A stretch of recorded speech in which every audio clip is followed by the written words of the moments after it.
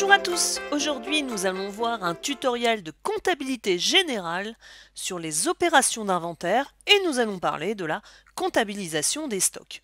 Alors tout d'abord, ce qu'il faut savoir au niveau des stocks, c'est que en termes de comptabilisation, on va comptabiliser les stocks une seule fois dans l'année, donc à la fin de l'exercice comptable. C'est-à-dire que tout d'abord, nos stocks, on les évalue durant toute l'année dans ce qu'on appelle des fiches de stock. Donc les fiches de stock, on peut évaluer un stock selon les méthodes FIFO ou PEPS, selon les méthodes du CMUP, donc mensuel ou après chaque entrée. Il y a aussi une dernière méthode un petit peu moins utilisée qui est les méthodes du DEPS, dernière entrée, dernier sortie, qu'on utilise un tout petit peu moins. D'ailleurs, si vous voulez voir comment on gère les stocks, il y a des petits tutoriels sur la chaîne. Donc, par rapport à ça, on va voir maintenant au niveau des écritures comptables comment ça se passe grâce à un petit exemple.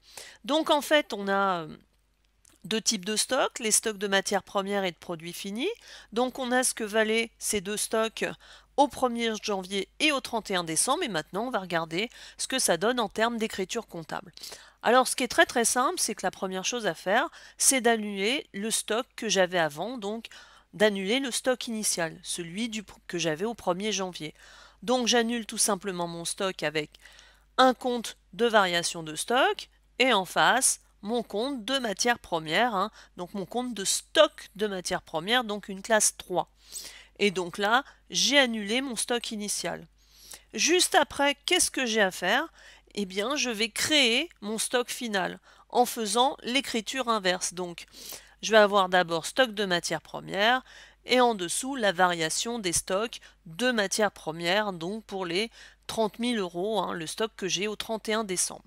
Alors ce qu'on peut faire, c'est calculer aussi notre variation des stocks. C'est très simple.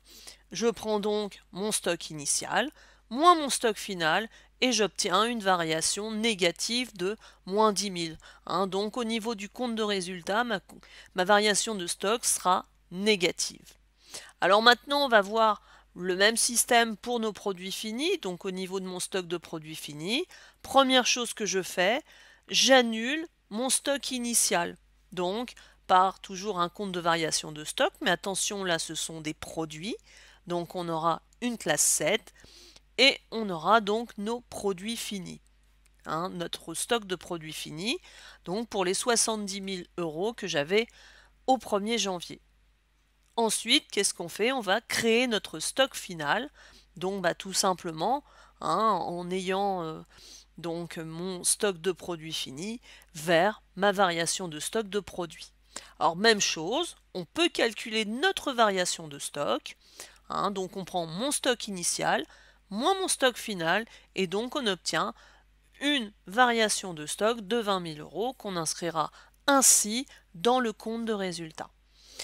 Donc, voilà pour ce petit tuto, assez simple en termes d'écriture. J'espère qu'il aura été simple pour vous. Et en attendant, je vous dis à bientôt pour un autre tuto.